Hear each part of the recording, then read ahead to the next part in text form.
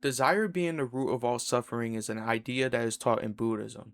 Now, I don't follow Buddhism or any religion for that matter, but I still respect a lot of the wisdom found in teachings throughout different religions. Now, Buddhism is one of those that have some very interesting teachings, and from my knowledge, very peaceful and powerful teachings. Now, I'm not very knowledgeable about Buddhism in general, so anything I say in this video goes against Buddhism. My apologies. I'm mainly giving my input on the ideas of desire and suffering and not actual Buddhism itself, if you get what I'm saying. But with that being said, desire and suffering kind of go hand in hand, in my opinion.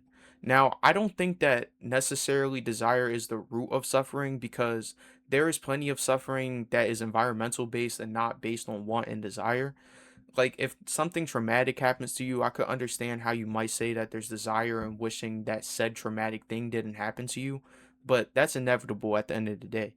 And you can't really dictate how the outcome is for you if it's completely out of your control. But the one thing you can dictate is your mindset.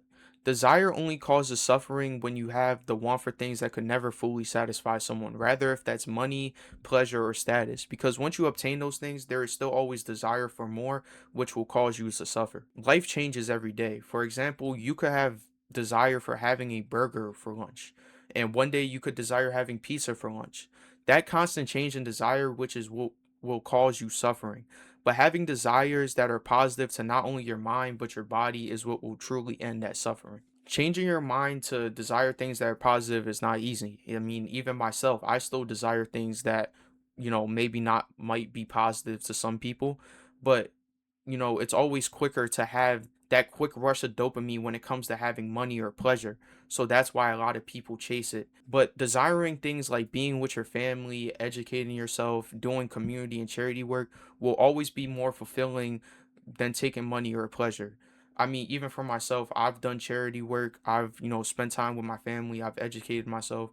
And I find those things a lot more fulfilling and a lot more, useful in the long end rather than, chasing money or chasing pleasure. So make sure to build those meaningful desires that will fulfill you in the long end and not chase desires that change with the wind.